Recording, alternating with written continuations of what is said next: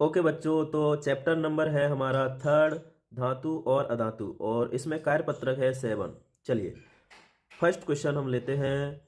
धातु की कोई चार विशेषता बताइए। तो धातु की हमें चार विशेषता बतानी है। तो हम ये कहेंगे कि धातु होती हैं वो कैसी होती हैं, चमकीली होती हैं। नेक्स्ट हम ये बोलेंगे कि धातु होती हैं वो तन्य होती हैं, यानी धातुओं को खींचकर पतले तार बनाए जा सकते हैं।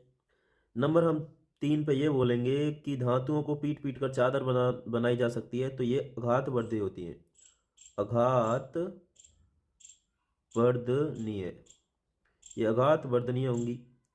और नंबर 4 ये करूं कि इनसे ध्वनि उत्पन्न होती है, तो मैं ये कहूंगा कि ये ध्वनिक होंगी।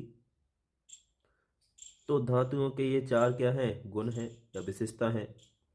नेक्स्ट क्वेश्चन ये है कि क्वेश्चन नंबर 2, पीवीसी का पूरा नाम। पीवीसी का पूरा नाम होता है poly vinyl vinyl sorry poly vinyl chloride. Polyvinyl chloride PVC का पूरा नाम होता है। नेक्स्ट क्वेश्चन है, अगला क्वेश्चन है हमारा, उस अधातु का नाम बताइए जो द्रव अवस्था में पाई जाती है। तो वो अधातु है ब्रोमीन। ब्रोमीन ऐसी अधातु है जो द्रव अवस्था में पाई जाती है। नेक्स्ट क्वेश्चन है, मरकरी का अन्य धातुओं से अलग गुण क्या है, यानी ये दूसरी धातुओं से डिफरेंट कैसे होती है। तो मैं ये कहूँगा कि जो मरकरी होती है वो कमरे के ताप पर द्रव अवस्था में पाई जाती है। ये कमरे के ताप पर कैसी रहती है, द्रव अवस्था में रहती है मरकरी। ओके, इसलिए ये और धातुओं से अलग है। नेक्स्ट क्वेश्चन हम लेंगे, सोडियम को केरोसिन में क्यों रखा जाता है। तो सोडियम को केरोसिन में इसलिए रखते हैं कि सोडियम धातु होती है वो अत्यंत क्रियाशील होती है। अगर इसको खुले में छोड़ देंगे तो ये क्या करती है, आग पकड़ लेती है। तो इसकी वायु से क्रियाशीलता को कम करने के लिए या अवरुद्ध करने के लिए इसे केरोसिन में डुबोकर रखा जाता है। मैं हम तो यहाँ पे हम लिखेंगे इसे केरोसिन में डुबोकर रखते हैं। ओके, नेक्स्ट क्वेश्चन है, एक्वारेजिया के संगठन का अनुपात। बहुत इंपॉर्टेंट क्वेश्चन है। एक्वारेजिया के संगठन का अनुपात हमें बताना है। तो एक्वारेजिया होता है वो एक तो सांद्र, सांद्र की बात कर रहे हैं हम, सांद्र हाइड्रोक्लोरिक अम्ल, हाइड्रोक्लोरिक, एक तो सांद्र हाइड्रोक्लोरिक अम्ल और दूसरा है सांद्र नाइट्रिक अम्ल, सांद्र नाइट्रिक अम्ल।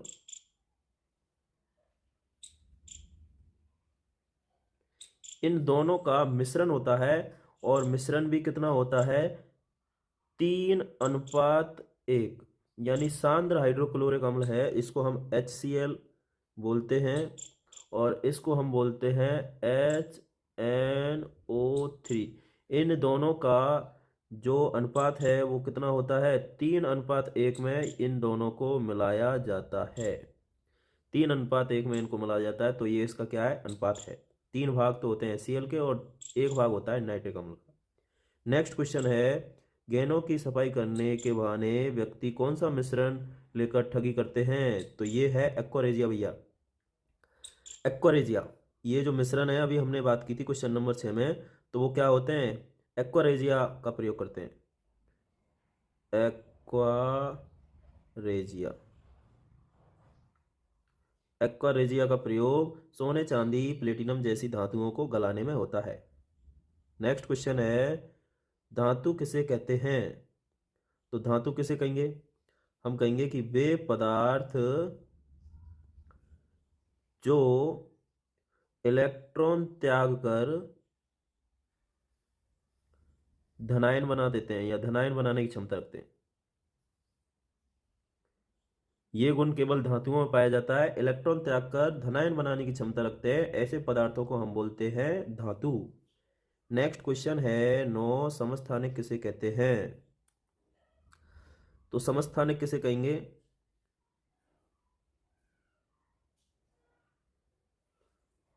यानी समस्थानिक पहले समझ लेते हैं, यानी एक ही तत्व के परमाणु होंगे, एक ही तत्व के परमाणु,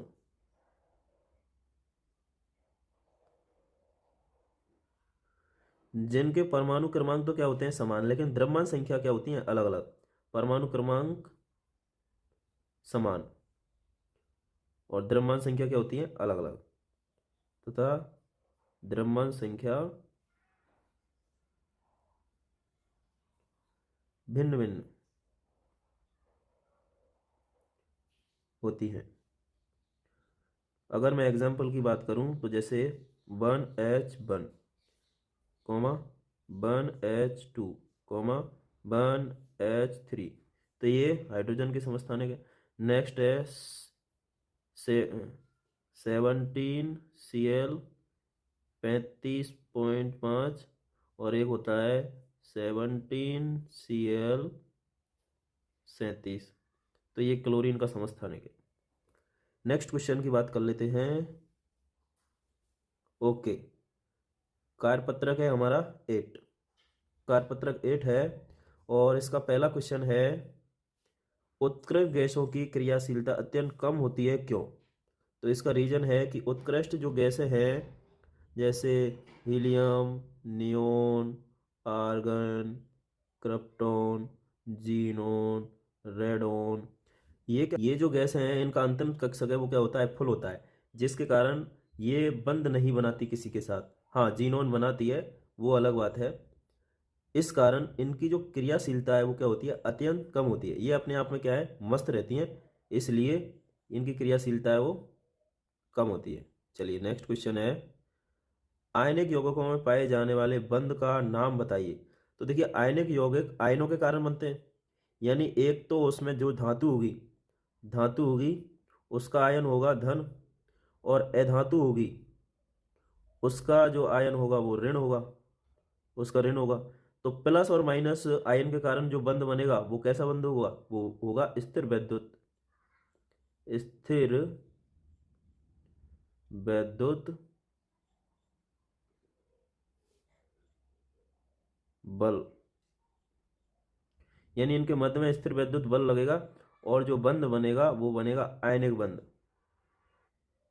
नेक्स्ट क्वेश्चन है हमारा थर्ड, आयनिक यौगिकों का गलनांक व क्वथनांक उच्च क्यों होता है? देखिए आयनिक यौगिक होते हैं इनके मध्य में प्रबल अंतर आणविक बल होता है, यानी ये प्रबल रूप से क्या होते हैं बंधे रहते हैं, और इसलिए इनके गलनांक और क्वथनांक क्या होते हैं उच्च होते हैं। तो हम ये बोलेंगे कि इनके मध्य में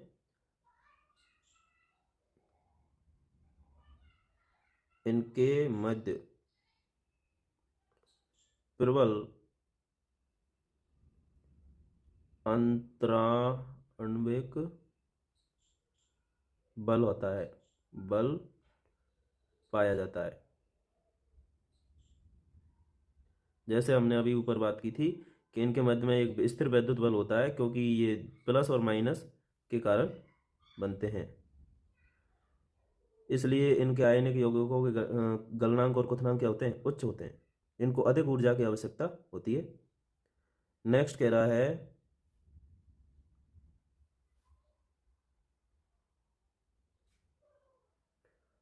सोडियम व मैग्नीशियम के लिए इलेक्ट्रॉन बिंदु संरचना लिखिए। तो सोडियम होता है उसका प्रतीक होता है Na, और मैग्नीशियम होता है उसका प्रतीक होता है Mg।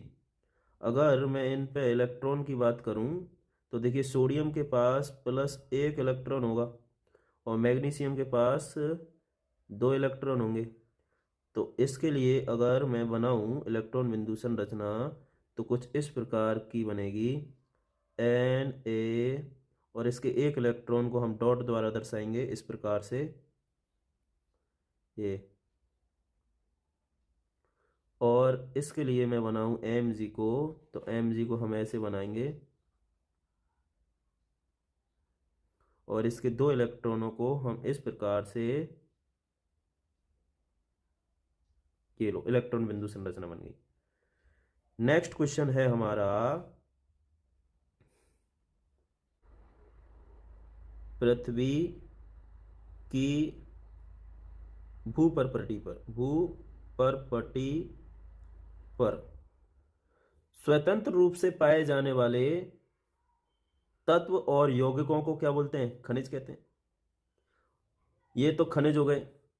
अगर मैं इधर अयस्क की बात करूं तो मैं ये कहूंगा कि ये जो खनिज हैं इनमें कोई विशेष धातु होती है, वो अगर मिल जाती है तो उसको निकालने के लिए, उसको निकालना क्या होता है? लाभकारी होता है। तो इसको हम अयस्क कहते हैं। तो हम ये कहेंगे खनिज में कोई विशेष धातु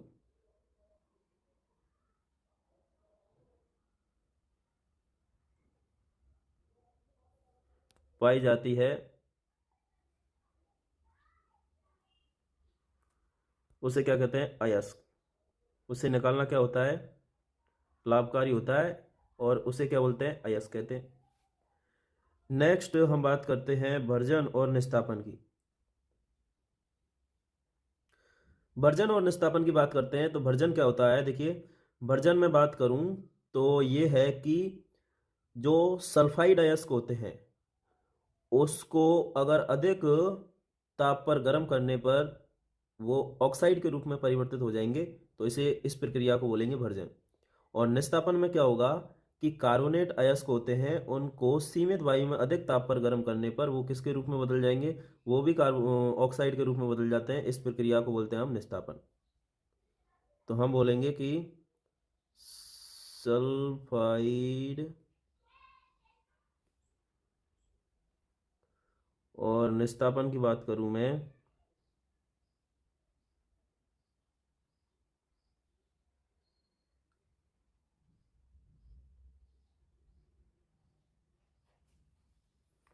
ओके, नेक्स्ट क्वेश्चन है हमारा, उदर में जलन होने से एंटासिड का उपयोग क्यों किया जाता है? तो मैं ये कहूँगा कि उदर में जलन कब होगी? जब पेट में अम्ल की मात्रा बढ़ जाएगी। और एंटासिड ऐसे पदार्थ होते हैं जिनसे क्या होता है? अम्ल संतुलित होता है, अम्ल की मात्रा। तो उदर में जो जलन है वो कम होने का कारण ये है कि वो जो अम्ल की मात्रा है वो क्या हो जाएगी? संतुलित हो जाएगी। तो ये इसका रीजन है, अम्ल की अधिकता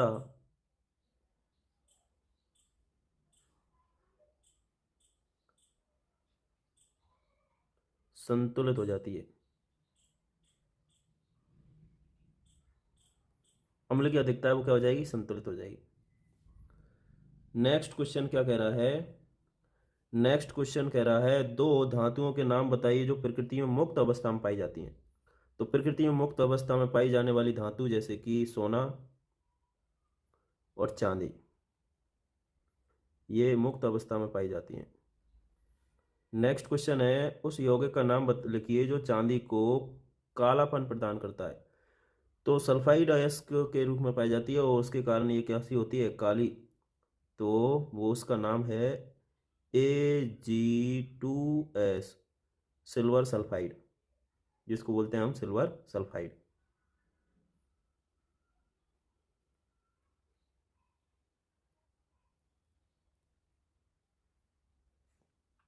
ये इसको काला रंग प्रदान करता है। Okay, next. नेक्स्ट कार्यपत्रक है हमारा 9।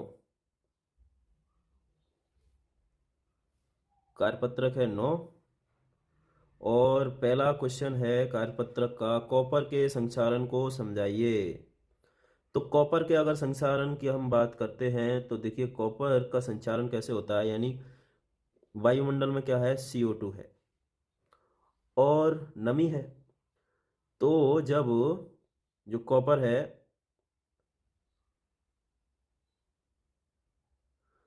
ये क्या बना लेगा? ये बना लेगा CuCO3। कॉपर कार्बोनेट है ये बन जाता है, और कॉपर कार्बोनेट के कारण ये जो कॉपर है इस पर हरी हरी सी परत चढ़ जाएगी और इसका संक्षारण होने लगता है। तो ये है कॉपर के संक्षारण का कारण। ओके, नेक्स्ट क्वेश्चन है यसद लेपन किसे कहते हैं? तो यसद लेपन की हम बात करते हैं तो देखिए जो लोहा और इस्पात होता है उस पर जस्ते की पतली परत चढ़ाने की जो प्रक्रिया है, यानी लोहा और इस्पात पे जस्ते, पुस्तक में जिंक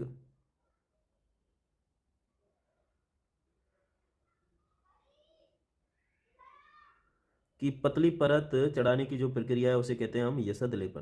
क्लियर। नेक्स्ट क्वेश्चन है, स्टेनलेस इस्पात मिश्र धातु है, लिखिए। यानी स्टेनलेस जो इस्पात है वो किस किस की मिश्र धातु है? तो इसकी ट्रिक है फैकर्नी, फैकर्नी, यानी आयरन, क्रोमियम और निकल की मिश्र धातु है कौन? स्टेनलेस इस्पात। नेक्स्ट क्वेश्चन है, इंपॉर्टेंट क्वेश्चन है, ओलंपिक खेलों को में प्रदान किए जाने वाला कांस्य पदक कौन सी धातु का मिश्रण है? तो यानी कांसा जो मिश्र धातु है वो है कॉपर और टिन की मिश्र धातु होती है। ये कॉपर है और ये क्या है? टिन। इसकी मिश्र धातु होती है कौन सी? कांस्य। नेक्स्ट क्वेश्चन है, मिलान वाला क्वेश्चन है, मिश्र धातु से निकल के आया है।